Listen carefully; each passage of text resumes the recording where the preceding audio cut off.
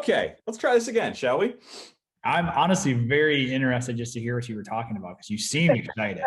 I couldn't hear a fucking word you were saying, but you seemed excited. I was very excited. I struck another collaboration deal today, so I'm extremely excited. As soon as I'm allowed to talk about it, I'll tell you about it. But Yeehaw, baby. it may or may not have me in Chicago at the end of August. I'll leave it at that. I got some So people in Chicago. there you go. Let's go. Hop a plane. It's probably like $130 to fly to Chicago right now. Let's go. I'm in. All right, from the top. Let's try this again. So you and I have known each other for what, 6, 7 years, we've established, right? Yes. Professionally, I've never seen you as excited as I have with this one brand that you and I collab on. So it's a KBL Life of Riot collaboration. And the brand is called Giver River. And if you have your picture available there, what I'd love for you to do is, number one, give a little bit of context how we got started with our boy Aaron up in Canada, and number two, the top 2 or 3 reasons why you think this brand is so strong, why it's so cohesive, why it's so strong. So a little bit of history, a little bit of context, and why you love this brand so much. Well, I think first and foremost, it starts with the people. And I think one of the reasons why I'm so excited from a purely selfish standpoint is this is probably the first project where we were handed the keys on everything. Like, we named this product, not a lot of people come to us with that blank of a slate. And the exciting thing about that was Aaron's vision for it was basically a blue collar redneck version of all of the shitty, tasteless hard seltzers that are out there. Yep. And the exciting part about that is that, without ironically ever having met him in person, I can tell you without hesitation that Aaron is 100% one of my guys. He Now, is. what do you mean by that?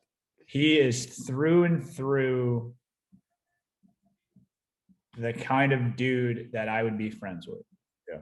Very honest, very straightforward, very uncomplicated.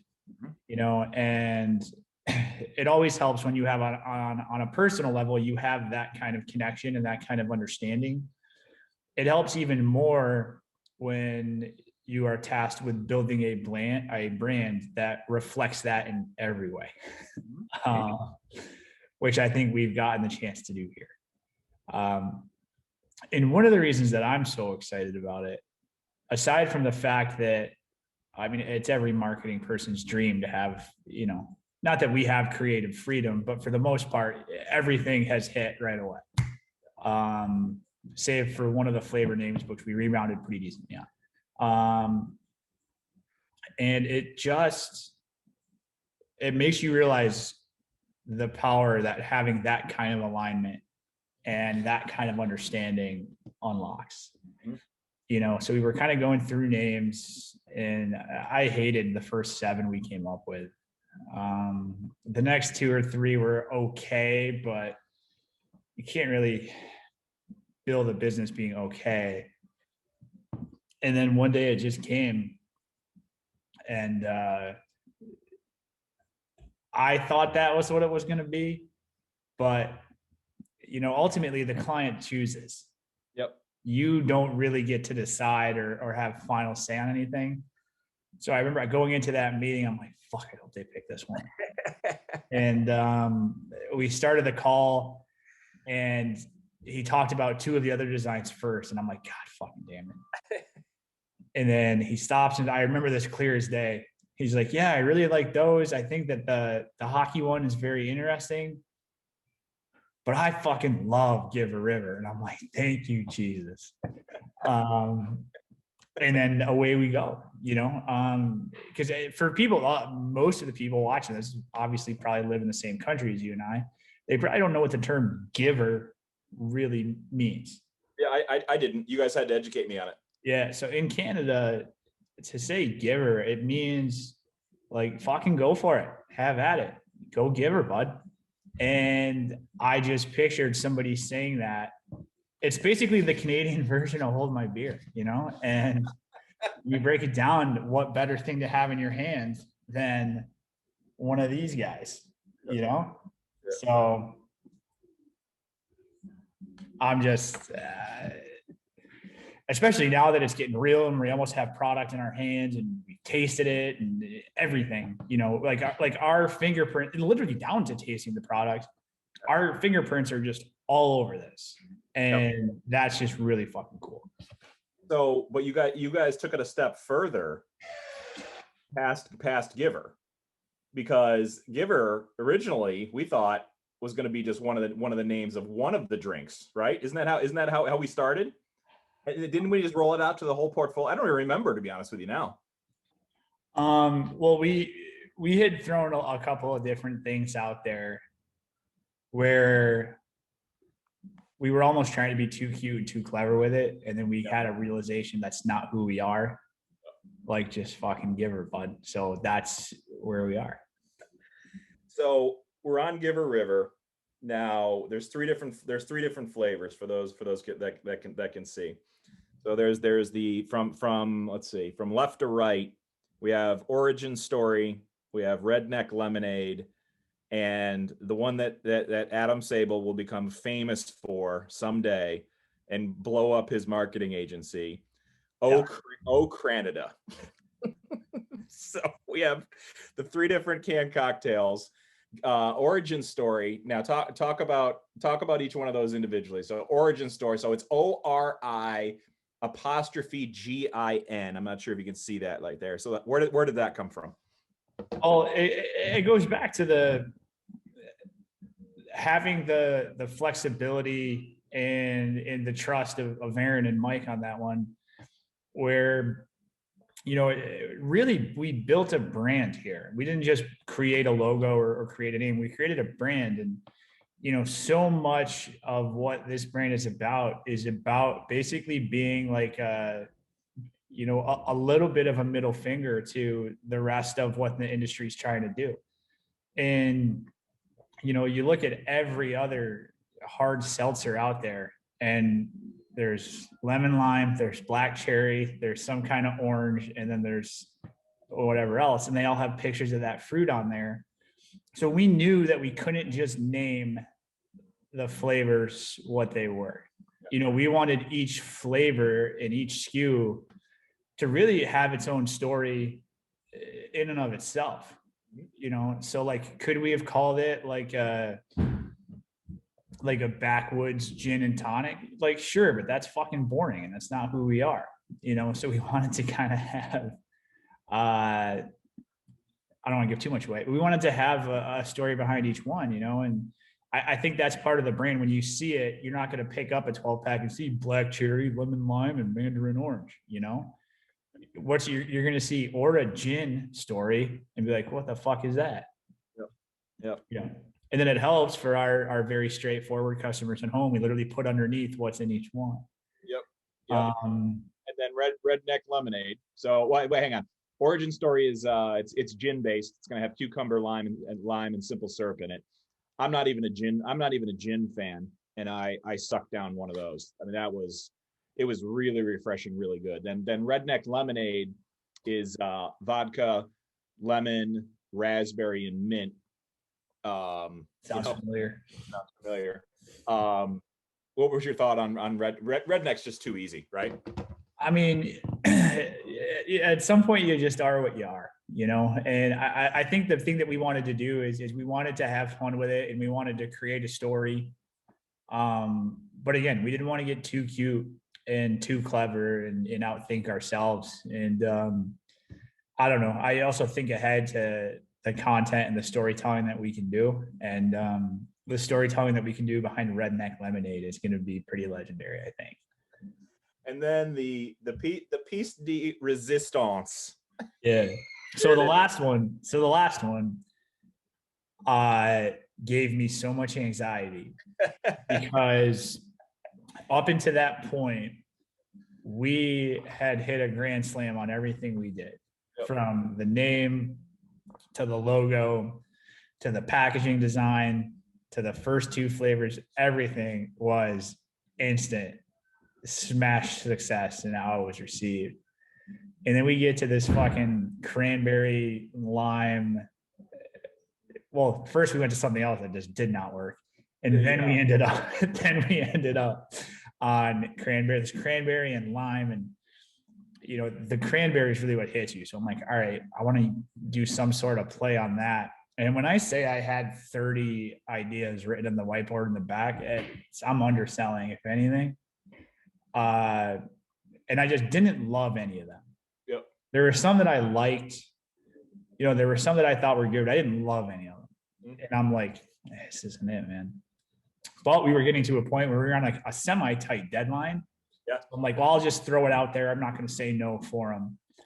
And I think we went with Cran of the Hour on that list first, which is like it's fine, you know, it's okay. But the response was like, yeah, it's not bad, to the point where like they could tell I was upset.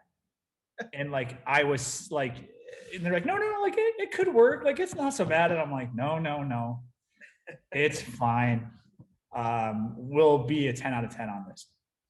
And then I started thinking about like who we are and like what's going to make us different, and you know what's in the DNA of this brand. And you know, this brand's Canadian. You know, it's, you know, very much everything that you see about Canadian culture, you know, of them just being, you know, super nice, super friendly. Like that's one thing that, you know, outside of the maple leaf that's very subtly in the logo, nothing else really said it. So I started thinking about things that had to do with Canada. And then like the national anthems, "Oh Canada." So then it just fucking dawned on me, and I'm like, that's it. To the point where I couldn't wait. So we have like a recurring meeting every Thursday. And this was like Saturday or Sunday. It was far away from the meeting. And I'm like, I can't fucking wait till Thursday with this. So I screenshot it and I sent it to you. I remember I didn't even know caption. No, what do you think? I sent it to you. And I'm like, I'm going to wait till Ben has feedback and then I'll send it to the boys. And then I'm like, nope, I can't. Ben's probably asleep. He's doing, I don't know. So I sent it to Aaron, and verbatim, he texted me back. Hang on, I'm going to read you this because this is how I knew. Yeah. And for like, if you've ever wondered if Aaron's one of my guys, this response is what will tell you. I sent it to him, and I sent him this picture, and then just our home and native can underneath. And then he replies, "Not bad, LOL. Not fucking bad at all," with a laughing emoji. And I'm like, yes, it's over. Oh my God. I love that story. I love that story. It is, man.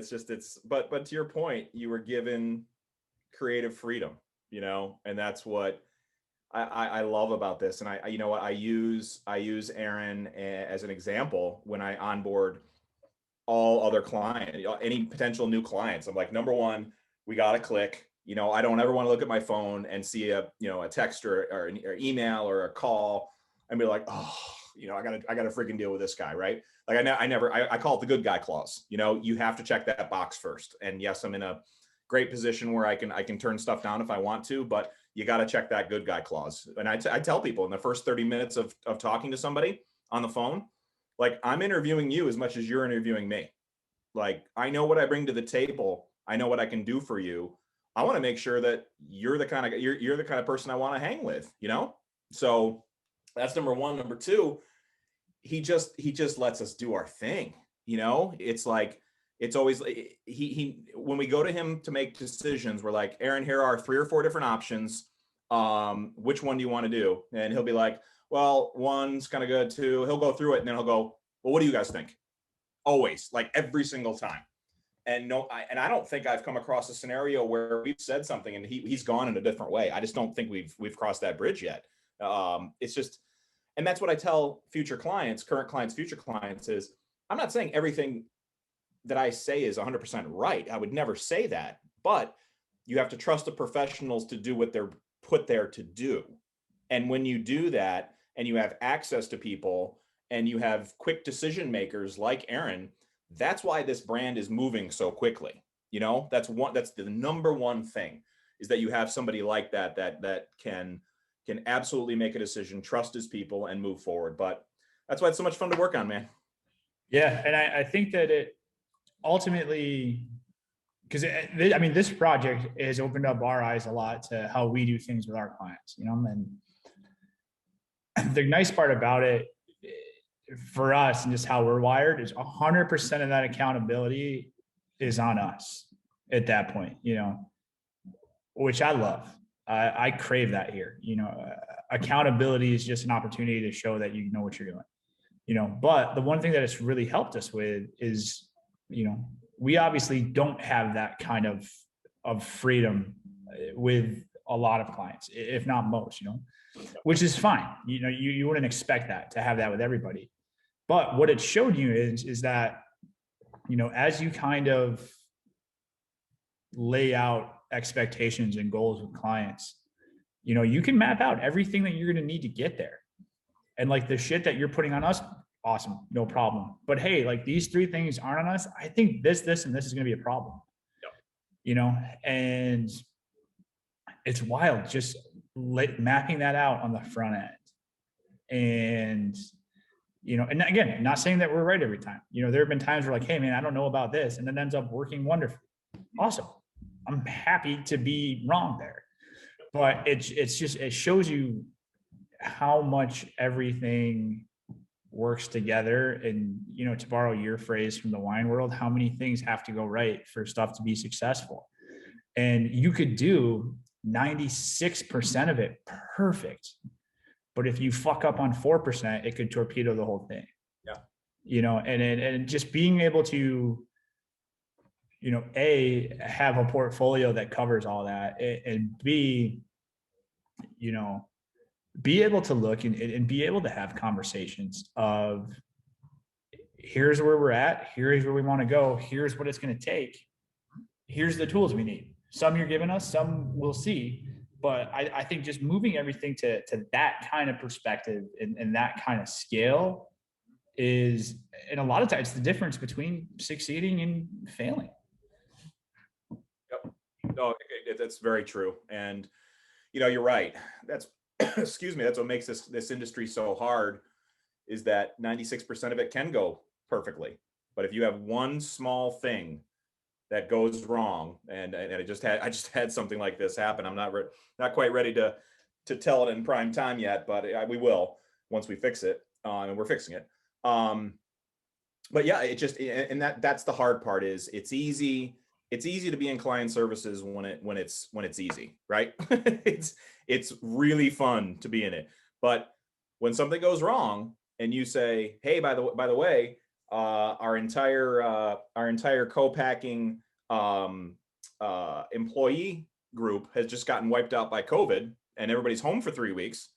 And oh, by the way, remember that deadline that we had that we wanted to hit for putting the liquid into the can? Remember that? Yeah, that's now gone for a month. It's like, those are the conversations that are no fun to have, but you're not there to have fun conversations all the time. You're there to do the job at hand. And those are few and far between. Some of them are, like you said, accountable. Some of them are my fault. I'm finding more and more that they're becoming less and less my fault, which I think means I'm getting better at what I do. But a lot of these things are out of our hands. You don't know that your entire co-packing employee group, 35 people, is going to get COVID in one week. You don't know that. But then all of a sudden, they have to come in and they have to scour the entire place top to bottom. They have to come in with the hazmat suits. They have to do everything before they'll even allow their employees to come back in there. So to me, it's like, you know, that's when you find out what your relationship is really like with your client. Anybody can, you know, calm waters, that's easy rowing, right? But when the storm hits, you really find out not only what you're made of, but what your relationship with your client is made out of too. Because if it's throw up your hands, blame everything on the consultant, Okay, that's fine. I've had clients lash out at me before. We work in an emotional industry. You know, people may not think that, but beverage is very emotional. But there's also other times where it's like, okay, no problem. We'll make it happen. You know, you'll figure it out. Don't worry about it. I had that happen. I was in West Sacramento, and I don't know if I've told this story on the show about when the box didn't fit Lyrical when we flew all the way. Have I told you this on this show? You have told me, I don't believe it was on the show. I will tell you this. I will tell this story right now. We found one co-packer in the entire country to do that product, which seems silly, but it has so much juice in it that it actually has to be pasteurized like milk afterwards. So there's exactly one co-packer in the country at that time that could put it into the can, and then you put it through like a water bath for like a hot water bath for like 45 minutes. So Cole, my client, he goes, you know, I'd love to have you out for the first production run. I said, that's great. So he flew me out to West Sacramento. I was out there for about 36 hours. We're in the tasting area. We get whisked in there about 4:15 in the morning. And I think Cole hadn't even slept. I think he flew in at like 2:30 and just rolled over to the co-packing plant. And we walked in, we get whisked into like this lab, and like right in front of us is like 10 samples right in front of us. And it is the control sample, which got sent from the flavor house, which is the perfect sample, the perfect control sample. Then there's different batches of all the different tanks that had Lyrical Lemonade in it. Plus there's a couple in there that are purposely supposed to throw you off. So here we are at 4:15 in the morning, having to approve each one of them. And all three of us actually picked out the two dummies that were in there. So we pulled those out. They're like, yep, that's right. Those have less sugar than the other ones. So they purposely try to trick you to make sure that you're giving the right approval. So we get ready. It's like 4:30. We give the approvals. We get a tour of the place. It takes like half hour, 45 minutes to get a tour of the whole place. Biggest freaking manufacturing facility I've ever seen in my entire life. So I was taking pictures and videos and all kinds of fun stuff. So we get into our guy, Mark. He goes, oh, well, we'll set you up in the conference room. Here's our Wi-Fi password. We'll brew some coffee for you. We got some donuts coming in. What else can we get for you? Nothing. We're all set. About 15 minutes later, Mark comes back into the conference room and he looks at me, and he looks like the color of asphalt. Like he has like that ash gray face on him. And I go, Mark, are you okay? And he goes, Ben, we have a problem. I'm like, it looked like one of his, like something severely that happened to like one of his kids. Like that's the look that he had on his face. Right. I'm like, do you have to go, Mark? Are you okay? He's like, no. He goes, but we have a problem. I go, what's that? He goes, the boxes. So the cardboard box. He goes, the boxes don't fit. I go, don't fit what? He goes, they don't fit our machine. They physically don't. So they have like the folds on the end. So these get folded over and then they get automatically glued like underneath this little lip. So the machine packs the cans in here, puts the lid down, and then automatically glues it right there. He goes, the boxes don't fit our line. And I'm like, oh, Mark, that's hilarious. We just flew, 6 hours out here. Oh, that's hilarious. He's like, no, Ben, I'm serious. He goes, what do you want to do? And that's the moment where the heart ping, the gut sinks. Like I literally thought I was going to throw up sitting there. So I turned to Susan and I turned to Cole, and I look at Cole. He looks up from his phone for about 3.5 seconds. He's like, it's all right, Ben, you'll take care of it. And he goes right back to his phone. Like there we are sitting in West Sacramento, like I just knew like that. I was like, he's going to trust me to do it. And it ended up taking weeks and weeks of cleanup. We had to like literally pack everything loosely, ship it to another facility, hand pack all of them. We ended up billing back the company that made the boxes because they didn't test the boxes. But anyway, that's my long story to illustrate my point, to say when it really hits the fan is really when you find out what that relationship is made of. And for him to look up from his phone for 2.5 seconds to say, Ben, you got this. I knew that the work that had led up to that point gave him the trust that he needed in me, that I was going to fix the problem. And it worked out completely fine. It was a lot of money afterwards, and it was a lot of headaches, but you know what? We made it work. And that was really cool feeling at the end. Well, I mean, that's always, I think being trusted is, I think people underestimate how powerful of a tool that is. Mhm. Saying, "Hey, I trust you, figure it out." Especially if you have a team of winning players. And I think one thing that comes with that, I think your perspective has a lot to do with you succeeding in that situation. A lot of people get very fired up very easily that something is catastrophic in the end of the world. You know, simply put, my grandpa used to tell me all the time. He's like, "There's only two things in this world that are life and death scenarios, and that's life and death. Everything else, no matter what, you can fix it. Whether you believe it or not, you can fix it, right? Might be a lot of work, might be a late night, might cost you more than you budgeted, but it's fixable." And I think if you approach situations with that mentality, shit gets a lot easier. And I know you have a very similar way of looking at stuff.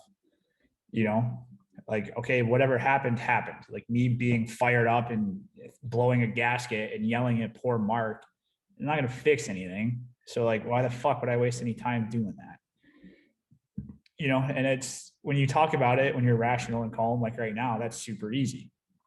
But I think it says a lot, like the same way that you're saying that, shit breaking shows a lot about the relationships you build. I think it also shows one of the reasons Cole it was so chill is that, he knows he has a winning player handling it. Yeah. Easy. It was just one of those moments just one of those defining moments in your career that you're always going to be able to look back on and be like, oh, so it's all those little things that we're building trust. And I like the way you put that. It was all that little stuff just leading up to that one event. And he just didn't even break stride. It's like, yep, go take care of it. I was like, oh, okay. And that just brought the whole temperature of the room down because nobody knew how anybody was going to respond, because this is the first time we had all been in the same. Actually, that morning was the morning I met Cole in person for the first time too, at 4:15 in the morning. I was going to say. Yeah, I mean, this is literally the first interaction we've had in person. So I was like, wow, But yeah, it was. I would never say I was glad it happened, but it, you just striking the iron. When it's in the fire, it's like that's when you truly know, because it's that fight or flight mentality. Is when you get thrown into crisis, what you're really made out of is that's how you react. Is because you don't even think about it anymore. You just know that you just default in whatever your personality is. You just default into it in that moment, because you don't have time to think about, oh, wait a minute, how's this going to look if I react this way? No, like, let's figure it out. Don't ask why, because everybody else was like, well, why did this happen? Well, what did we do wrong? I'm like, just freaking fix it. Like, we have a deadline. Like, we can psychoanalyze and ask why later. I can't stand that, by the way. It's one of my least favorite things to do is psychoanalyze and ask why. Like, here's the cards that you were dealt. Literally go figure it out. I agree with you 100%. Yeah. And like the other thing too, is like, once you navigate through that successfully, it's going to take a pretty big crisis to get your blood pressure up. Yeah. You know what I mean? Like every time that you go through that or you handle it or you come through, everything that you thought was like a major problem yesterday, tomorrow is kind of like, oh, that's it.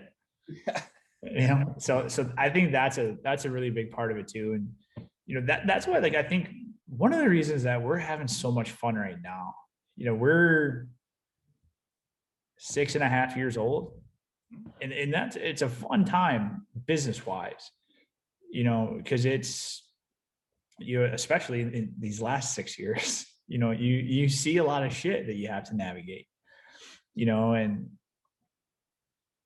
we've gained so much experience, especially in these last 12 months. Is like, I was just talking about it with a client last night. Like there was issues with staffing and just a bunch of stuff that if it was the same point 2 years ago, we would have been all worked up about. But getting through COVID and all that kind of stuff, it just getting through it successfully, it's kind of like, oh, it was easy. And that's one thing. I mean, we've talked about it, on and off over the last couple of months, but like, I think it was a big perspective check for a lot of people, man. Like, things that people threw fits over aren't 1/10 as urgent as what COVID did, right? So, getting through that and just being like, oh, like, okay, like, yeah, we got this, like somebody, like if you like get like a client that gets a bad review on Facebook, or, an employee gets fired and goes scorched earth posting all, like, we know exactly what to do. It's happened. No big deal, and it's weird, especially with what we do, you almost set the temperature for the rest of the room. If you get all, everybody else freaks out. But if your response is like, that's fucking crazy, and then just handling it like night and day, and then it just, they rely on you, the client relies on you more and more and more. It's like, shit, everything I have Ben handle seems to work out. Let's have them do more stuff.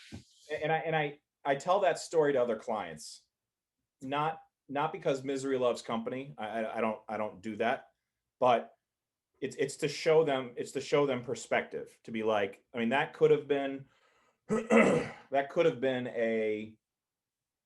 $500,000 mistake if we let it, because of deadlines and things that we had going on, with concerts and distribution and things, but we didn't let it happen. So when something does go wrong, I always kind of say, hey, let me tell you a quick story. Let me tell you about one of the really hardest parts of my career. And I tell them that story, and I don't do it to belittle anybody. I simply tell them there are much worse things that can happen. Much worse things that can happen. Oh, by the way, I've been through it. Here's one of them, And they always come back and they say, well, how'd you fix it? And I go through systematically. I go, number one, I was building the plane while I was flying it. I was literally talking to every single repacker on the West Coast. I literally drove an hour. Susan and I drove an hour and a half to go visit this one repacker, like the next morning before we all had to leave town. And we made it happen. But everybody, you're right. After I tell that story to people, especially people that are getting into this space, they're like, oh, so it could have been a lot worse. I'm like, yeah, it could have been a lot worse. And guess what? If it gets a lot worse, we're still going to handle it. And guess what? If you become my news story about how stuff hit the fan because it's bigger than this story, guess what? We're still going to handle it. So yeah, you're right. You're right about perspective, but you're right about these last 12 months, man. It's just, it's the term I keep using over the last 12 months is we're finding out what people are all about. We're finding out there's no more curtain to hide behind. There's no nothing. You can either tell, whether it be scrolling through your Facebook or scrolling through your Instagram or seeing people it's out or, oh God, heaven forbid you talk about vaccines or anything these days. You can't talk about anything almost, but at least where people stand. And then you can, by proxy, you can make decisions about, oh, wait a minute. I like your term, winning players. Is that person somebody I want to associate myself with? Is that a winning person, or is that somebody that is going to keep blaming and blame the government or blame the governor or blame the this or blame the that? It's very easy to get into that, but I think that's been one of the huge parts and one of the big positives to come out of this. I think, dude, I was talking with a very close person, client, friend, all the above, last night, and that was a big topic. I think sometimes it's easy to trick yourself into life and business and the world being more complicated than it is. Not saying that it's easy. A lot of times doing the right thing is hard, but knowing the right thing, it never is, and it's one of those things where, like, I just genuinely don't have any time, desire, or energy to give to losing players. I don't. Not saying that they're a bad person, not saying anything. It's just like, you nailed it. A lot of people showed you over these last 12 months if they're winning players or if they're losing players, right? And in the back of your head, like, I'm not relying on this dude unless I absolutely have to, right? And it's just, I'm sure they're great. We can go get beers after work when it's legal again. It's pretty much legal now, but great, we can be friends. But like, you don't have time or energy for that And then what you see, like if you can get through that and you can have some painful, honest conversations with people, and you do that over a period of time, you just become a magnet for winning players. I mean, you look at all the shit me and you work on together. What's the one common theme? Winning players at every level. All of them. You know, and like that's like when we like talk to somebody, like I can think of 2 people off the top of my head when, you know, we've talked about like, you know, people that you worked with and then we started to work with, ask me like any more questions. I'm like, no. I'm like, if Ben works with you, like it's all I need to know. Like it's, you know, and it's like, it's just true. And it's crazy how much success or failure in your life is directly attributed to that. And I don't think enough people are honest enough with themselves to accept it. Well, it's because it's hard to have those tough conversations. It's hard to say, hey, I don't want to hang out anymore. It's hard to say, hey, I don't want to do business anymore. It's hard to say, I'm not bringing you any clients anymore. It's you know, people don't want extra friction in their life. And this is what I tell all my future clients. I'm like, I don't want any friction. None. Are we gonna stumble a little bit? Yes, we are going to stumble every once in a while. It happens. It's part of the nature of the beast. But ultimately, I just don't want that sort of friction in my life. I don't. So no, you said it very well, my man. Well, I have a 4 I have to prep for. What is your plans for the weekend? I haven't gotten that far yet. I don't know. I forgot it was, dude, we thought it was Friday yesterday. I thought it was Tuesday today. I don't know what way is up right now. He's still drinking coffee. He's still keeping his next door neighbor afloat. What coffee number are you on right now? I don't want to talk about it. Well, they have this, I discovered they have this chocolate peanut butter nitro cold brew. And it's changed my life, mostly in good ways, some minute bad ways, but mostly good. So I have my normal routine, then I've kind of layered that on top. But nitro cold brew is significantly more caffeinated. So my foot's been twitching for the last half hour. You just Well, I marvel, and I marvel at your ability to intake caffeine after noon. So I cut it off at 11 a.m. Otherwise, I will never sleep. So if I had peanut butter cold brew at my fingertips, I probably would be running marathons at this point. So I mean, it's probably like a moderately significant caffeine addiction, but like we'll deal with that at a later date. Hey, we all have our things, don't we? If that's my only advice in life, I'll take that. That's exactly right. Exactly right. All right. What is the episode? What is this? 52? 51. Bernie Williams.